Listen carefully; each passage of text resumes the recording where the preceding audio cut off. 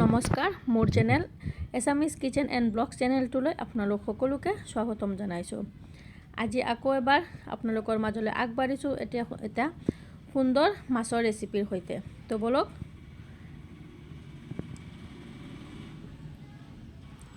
প্ৰথমত আপোনালোকক কি সামগ্ৰীৰ প্ৰয়োজন হৈছিল সেইখিনি সামগ্ৰী মই দেখাই ল'লোঁ। এতিয়া এটা বস্তু দি যাম আৰু আপোনালোকক কৈ থাকিম। এতিয়া মই এটা কেৰাহী গৰমাই লৈ তাতে মই অলপ তেল দি দিছোঁ। এতিয়া মোৰ তেলখিনি গৰম হৈ গ'ল। মই ইয়াতে মিহিকৈ কাটি লোৱা পিঁয়াজ অলপ দি দিম। মই একদম মিহিকৈ পিঁয়াজখিনি কাটি লৈছোঁ যাতে পিঁয়াজখিনি মাছখিনি বনাওঁতে সিজি যায় ভালদৰে।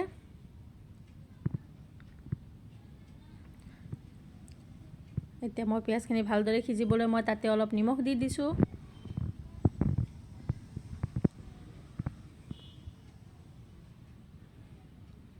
মই ইয়াতে বিলাহী আৰু নহৰু ৩-৪ ফুটামান লৈ পেলাই গ্ৰাইণ্ডাৰত পেষ্ট বনাই লৈছোঁ। আপোনালোকে যেনেকৈ পচন্দ অনুসৰি আপোনালোকে বিলাহী দি দিব বা কাটিও পেলাই দিব পাৰে। মই পেষ্ট কৰি দিছোঁ যাতে তৰকাৰীটো সোৱাদটো অলপ আৰু বেছি ভাল হয়।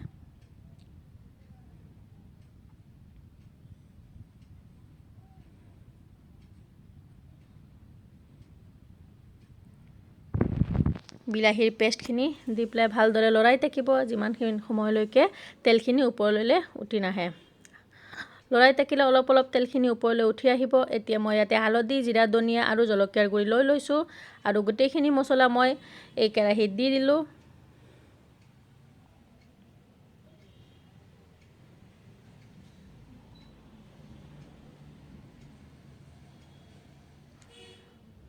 মই যিটো বাটিতে মছলা লৈছিলোঁ সেই বাটিতে অলপ পানী দি দিলোঁ। দি পেলাই মই মছলাখিনি দি দিলোঁ।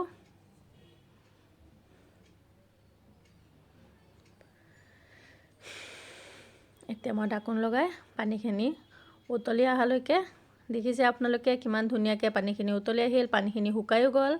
এতিয়া মই ইয়াতে আগতীয়াকৈ সিজাই ৰখা মটৰখিনি দি দিম। মটৰ আপোনালোকে নিদিবও পাৰে, এইটো অপশ্যনেল হয়। মটৰ দিলে সোৱাদটো অলপ বেছি হয়, সেইটো কাৰণে মই দি দিছোঁ মটৰ। আপোনালোকে নিদিলেও পাৰে। যদি আপোনালোকে পচন্দ নকৰে মটৰ দিয়াটো তেতিয়াহ'লে স্কিপ কৰিব পাৰে।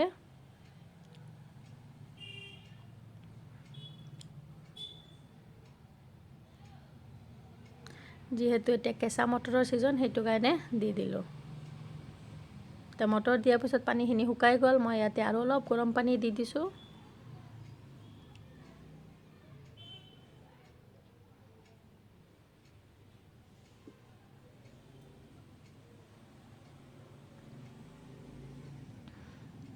এতিয়া দেখিছে কেনেকৈ ধুনীয়াকৈ উতলি আহিছে পানীখিনি। মই যিহেতু মটৰখিনি আগতীয়াকৈ সিজাই ৰাখিছোঁ সেইটো কাৰণে বেছি সময় আৰু উতলোৱা নাই। এতিয়া মই আগতীয়াকৈ ভাজি ৰখা মাছখিনি দি দিম। মই ইয়াতে খালি মাছৰ পেটিখিনিয়ে লৈছোঁ যিহেতু চিতল মাছত বহুত বেছি কাঁইট থাকে। মোৰ পেটি ফাল লোৱাই নাই, খালি পেটখিনিহে লৈছোঁ। আপোনালোকে আপোনালোকৰ পচন্দ অনুসৰি মাছৰ পিচ দি ল'ব।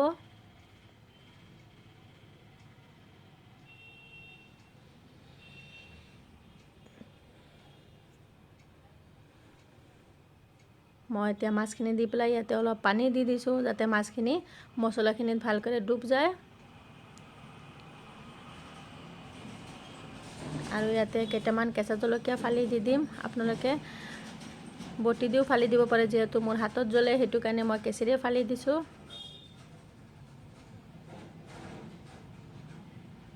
এই চাওক তৰকাৰীখিনি কেনেকৈ ধুনীয়া হৈছে।